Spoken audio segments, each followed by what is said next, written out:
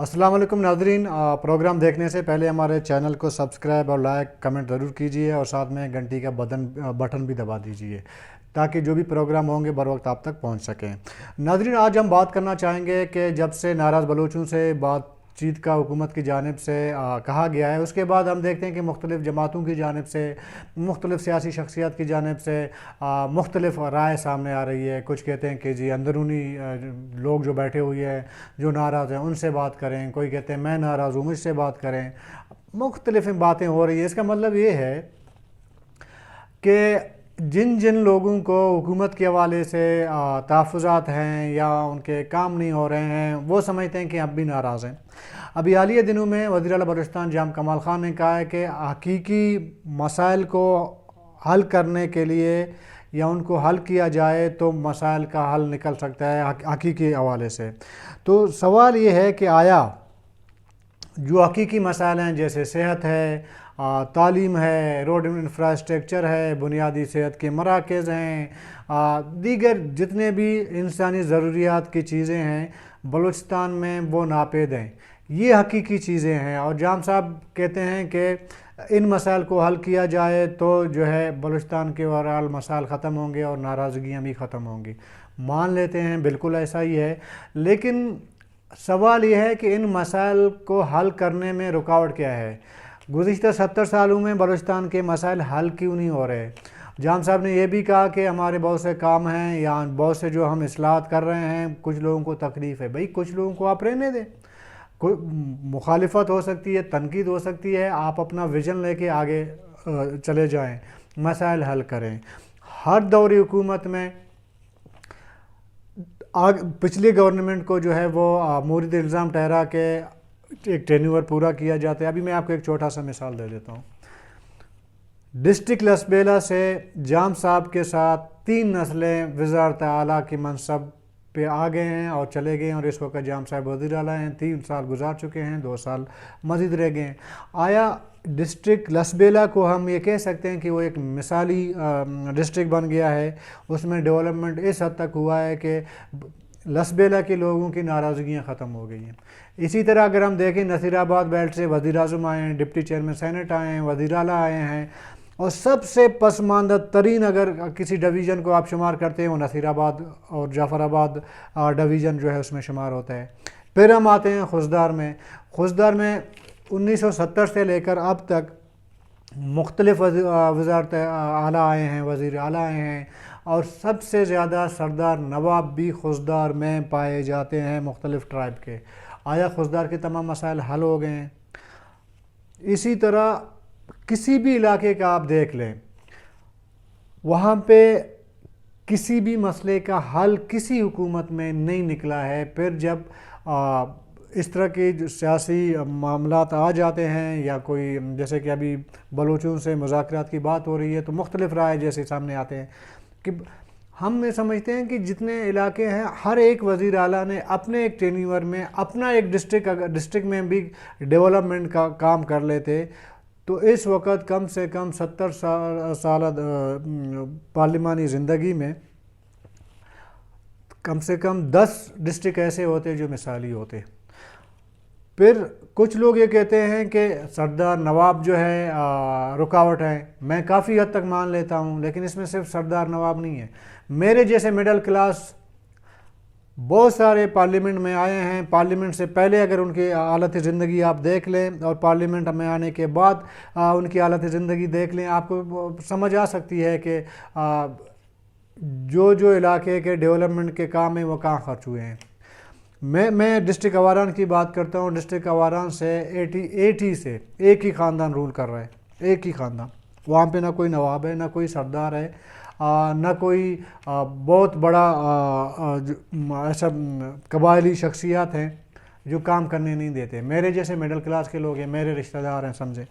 वो डिस्ट्रिक्ट अवारान आज बलूचिस्तान का पसमानदा तरीन इलाका है। गुज़िश्ता 15-20 सालों की अगर आप हालत देख लें, डिस्ट्रिक्ट अवारान में एक पाई का काम भी नहीं हुआ है। जब स्पीकर मीर अब्दुल कुद्दूस बिजंजो और जाम कमाल ख़ान के दरमियान ज़ाती रंजिशें हुई थी तो 2 CMIT ٹیمیں بھیج دی گئی تھی آواران میں، ان کی کیا رپورٹ آئی ہے، معاملات کیا ہیں، وہ دونوں رپورٹیں اس وقت جو ہے وہ پبلک نہیں کی گئی۔ تو اس کا مطلب یہ ہے کہ حکومت کے اندر بیٹھنے والے یا جنہوں نے حکومتیں گزار کے نکل چکی ہیں، بلوچستان کے معاملات میں، حالات کی بہتری میں ان کا 0% بھی کردار نہیں ہے، 0%۔ پھر یہ کہنا کہ حقیقی مسائل تو یہی ہیں، ان کو جب آپ حل نہیں کریں گے تو وہ تو دور کی بات ہے، آپ جائیں گے بیرون ملک کسی جلا وطن بلوچ کو لے کے آئیں گے، اور اس سے پہلے یہ نہیں ہے کہ پہلی بار ہوا ہے، اس سے پہلے کیا جلا وطن بلوچ جو ناراض تھے ان کو لے کے نہیں لایا گیا تھا؟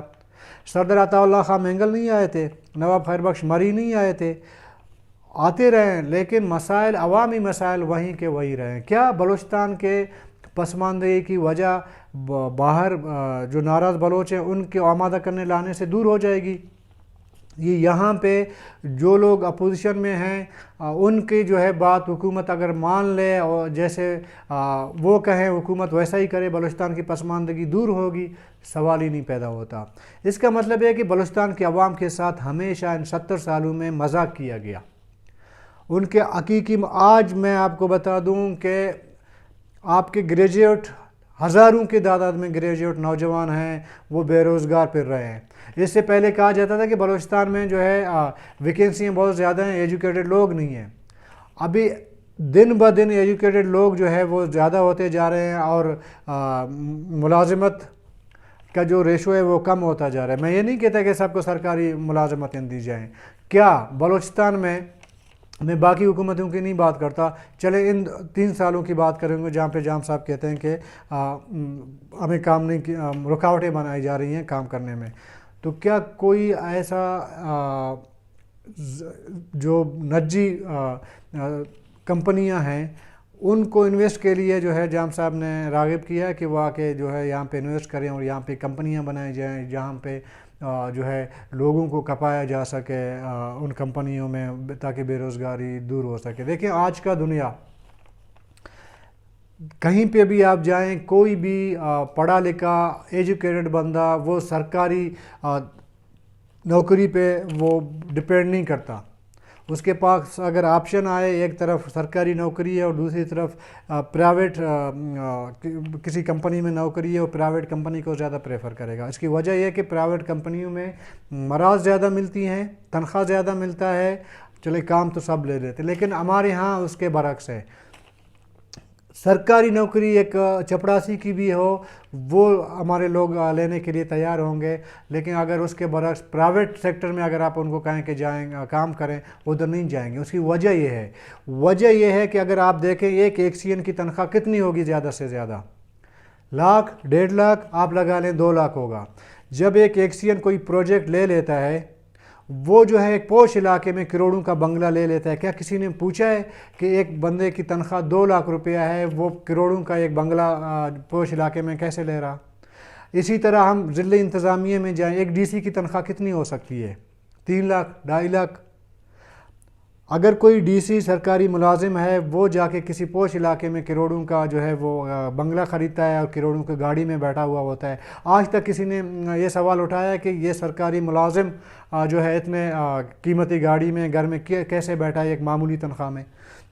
اسی طرح اگر ہم سیاسی جماعتوں کی بات کریں یا جس بھی سیاسی جماعت کا کوئی ایم پی اے ہو، اس کی حالت زندگی الیکشن سے پہلے اور وزیر یا ایم پی اے بننے کے بعد کبھی ہم نے یہ سوچا ہے کہ ایک ایم پی اے کی ابھی میرے خیال میں تنخواہ جو ہے وہ 1,10,000 ہوئی ہے۔ 1,10,000 تو میں بھی لے رہا ہوں۔ کیا میں سوچ سکتا ہوں کہ کسی پوش علاقے میں میں بنگلہ خرید لوں یا میں جو ہے 70-80 لاکھ کی گاڑی میں بیٹھوں؟ سوال ہی نہیں پیدا ہوتا۔ مسئلہ یہ ہے کہ سرکار کے اندر گھسیں، وہاں پہ جتنی آپ کرپشن کر سکتے ہیں آپ کر لیں، اس سے آپ کو جو کک بیک جو ملتی ہے اس پہ لوگ سرکاری نوکریوں کو جو ہے پریفر کرتے ہیں، اور نجی جو کمپنیاں ہوتی ہیں اس میں وہ نہیں کرتے۔ حالانکہ بدقسمتی تو یہ ہے کہ بلوچستان میں نجی کمپنیاں بھی نہیں ہیں، اگر ہو بھی جائیں پھر بھی میں ذاتی طور پر یہ کہہ سکتا ہوں کہ لوگ ہمارے زیادہ تر جو ہے پرائیویٹ کے بجائے سرکاری نوکریوں کو ترجیح دیں گے۔ جب تک اس کرپشن کا یہ سلسلہ نہیں رکے گا. کہتے ہیں کہ فلانے کے خلاف پروف نہیں ہے، ثبوت نہیں ہے کرپشن کا. سب سے بڑا جو ثبوت ہے وہ یہ ہے کہ ایک بندے کے آپ ماضی دیکھ لیں اس کی زندگی کا، اور حال دیکھیں جب وہ کسی منصب سے ہو کے گزرتا ہے اس کا حال دیکھیں، اس کے وہ جو زندگی میں آنے والی جو تبدیلی ہے اس کو آپ دیکھ لیں، آپ کو سمجھ آ سکتی ہے کہ کرپشن ہوئی یا نہیں ہوئی ہے. یہ کوئی بات ہی نہیں ہے کہ کسی کے خلاف کرپشن کے ثبوت نہیں ملے ہیں تو ہم وہ کارروائی نہیں ہو سکتی فلانا. میں صرف سیاستدانوں کی بات نہیں کرتا ہوں، اس میں آپ کے بیوروکریٹس بھی ہیں، سب سے زیادہ آپ کے بیوروکریٹس ہیں. کہ میں نے جیسے پہلے بات کی، معمولی تنخواہ لینے والا کوئی بھی بیوروکریٹس جب آپ جا کے اس کے بینک بیلنس آپ چیک کریں اربوں کروڑوں میں ہوتا ہے، پھر بھی کہتے ہیں کہ جی ہمارے پاس ثبوت نہیں ہے. بہرحال بلوچستان کے عوام کے ساتھ ہمیشہ مذاق کیا گیا ہے.